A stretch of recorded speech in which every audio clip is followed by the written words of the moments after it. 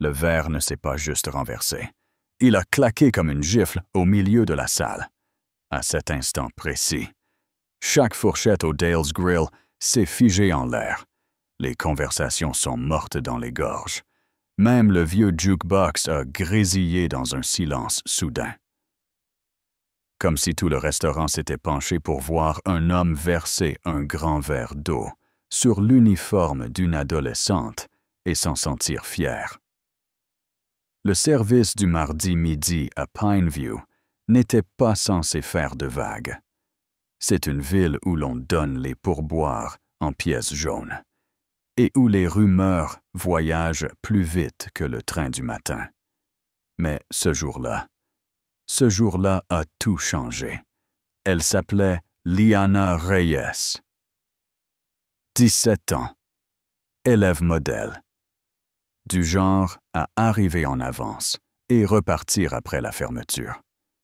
Discrète, polie trop polie, peut-être, et ce jour-là, elle était derrière le comptoir, le tablier encore humide des préparatifs du matin. L'homme qui l'a trempé.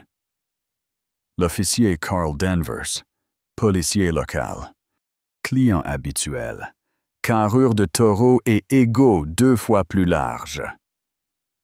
Les gens du coin murmuraient déjà sur son caractère, mais personne ne l'avait encore vu aller aussi loin, aussi mesquin, en plein jour. Jusqu'à ce moment-là, comme d'habitude, il s'était installé à la banquette numéro 3, comme si le monde entier lui devait le silence. Liana s'est approchée, bloc-notes à la main, la voix calme, le sourire doux. « Bonjour, monsieur. Je peux vous proposer. »« J'ai pas besoin de ton air hautain, » a coupé Carl avant même qu'elle ne termine. « Ramène juste le fichu café et fais-le bien cette fois. » Elle a marqué une pause, cligné des yeux, puis hoché la tête. « Bien sûr. Noir. 2 sucres. » « Quoi, tu te mets à mémoriser les commandes maintenant ?» a-t-il craché, en la regardant comme si c'était un crime. « Ne prends pas la grosse tête. Gamine. » Les gens ont entendu. Des couverts ont cliqueté. Le cuistot a levé la tête derrière son gris, mais personne n'a parlé. C'était Carl Danvers, avec sa plaque. Ici, à Pineview, on ne provoquait pas l'ours. Liana est revenue avec le café. Elle l'a posé doucement. Elle n'a pas dit un mot. Et d'une manière ou d'une autre, ce silence l'a plus énervé que n'importe quelle réponse, avec un rictus mauvais. Carl a saisi le verre d'eau à côté de lui et sans la moindre hésitation, l'a vidé sur sa poitrine, comme s'il arrosait une plante. « Ça va peut-être rafraîchir ton insolence », a-t-il lâché, en se calant contre le dossier, fier de lui. Le restaurant est devenu glacé. Liana n'a pas crié. Elle n'a pas pleuré. Elle est restée là, trempée, grelottante, les lèvres serrées comme une lame. Elle l'a regardé dans les yeux 1 seconde, puis s'est retournée et est partie en cuisine. Pas de scandale, pas de drame, juste le silence. Mais derrière ce silence, une mèche avait été allumée. Elle a sorti son téléphone, les mains fermes. Elle a composé un seul numéro, une sonnerie. « Tonton Marco » a-t-elle murmuré. « Tu dois venir à Dale's. Maintenant. » 10 minutes plus tard, la porte s'est ouverte brusquement et toutes les têtes se sont tournées, comme si la gravité avait basculé. Marco Alvarez ne portait pas d'uniforme, mais il n'en avait pas besoin. Il imposait par sa simple présence, chef de la police du district de Pineview et surtout parrain de Liana. Ce que Carl ne savait pas encore. « Officier Danvers » dit Marco, la voix froide. « Avec moi. » Carl a cligné des yeux, ricané comme si c'était une plaisanterie. « Tout va bien, Chef. Marco n'a pas répondu. Il s'est simplement retourné. Et, sans trop comprendre pourquoi, Carl l'a suivi. Peut-être par réflexe, peut-être par bêtise. Il ne savait pas encore que sa plaque était déjà en train de lui glisser des mains. Dans la cuisine, Liana s'était penchée sur l'évier, fixant son reflet dans un vieux miroir taché de graisse. Ses boucles collaient à ses joues, son tablier plaqué contre elle. Elle respirait lentement, comme si elle contenait une tempête. Puis une voix s'est fait entendre. Douce, maternelle. « Ça va, ma chérie ?» C'était Alma, la patronne du resto, une femme solide, au regard usé mais toujours attentif. « Oui, » a hoché Liana. « J'avais juste besoin d'un moment. » Mais ce n'était pas juste un moment, c'était un déclic. La première fois que ce n'était pas un client impoli ou un pourboire manquant. Cette fois, c'était personnel. Dans le bureau, Carl était assis droit, comme un élève puni. Marco a refermé la porte, s'est installé lentement en face de lui. « Tu prends plaisir à humilier des adolescentes en public ?»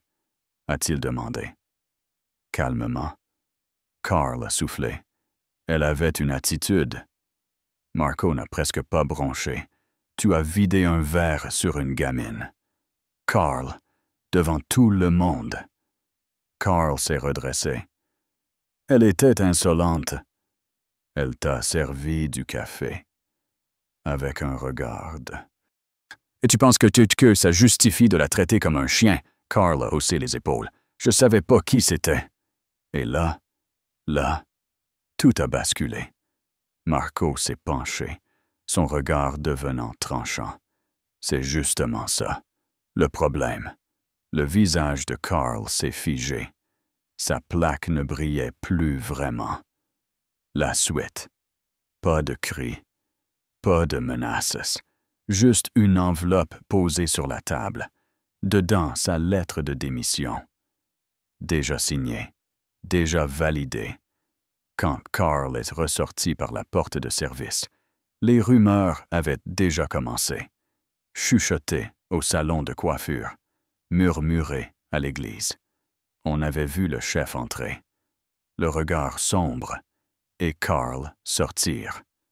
Blême. Et Liana, elle n'a pas parlé. Pas tout de suite, parce que Pineview n'explose pas.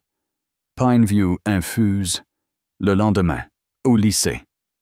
Liana croisa un groupe de garçons près des casiers.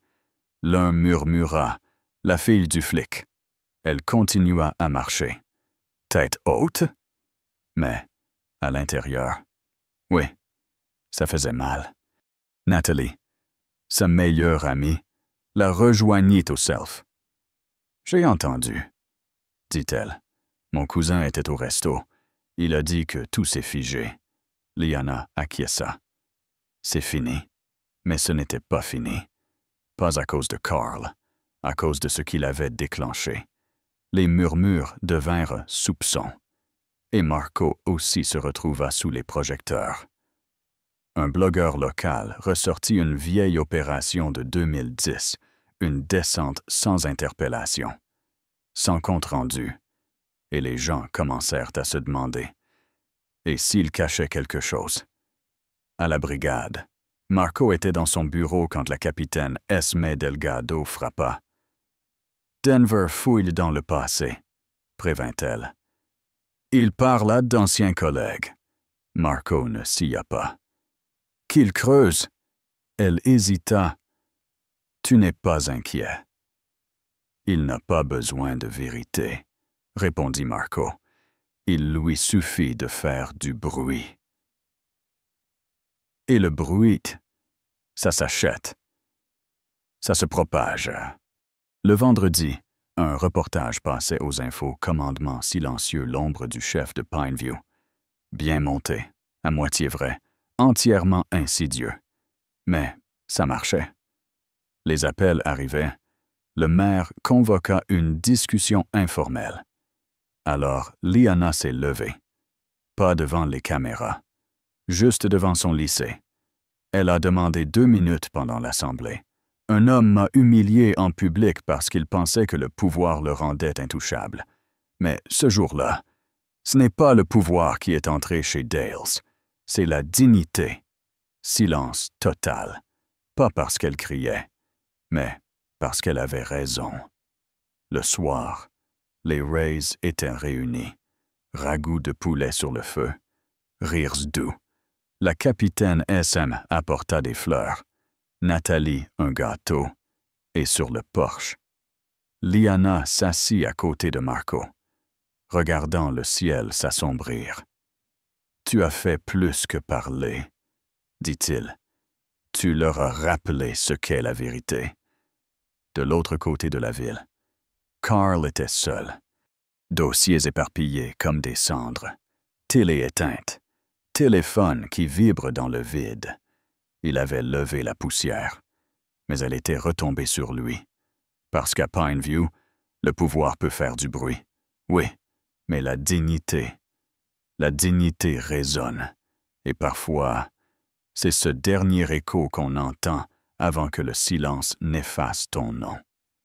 Si cette histoire t'a touché, ne pars pas sans dire ce que tu penses.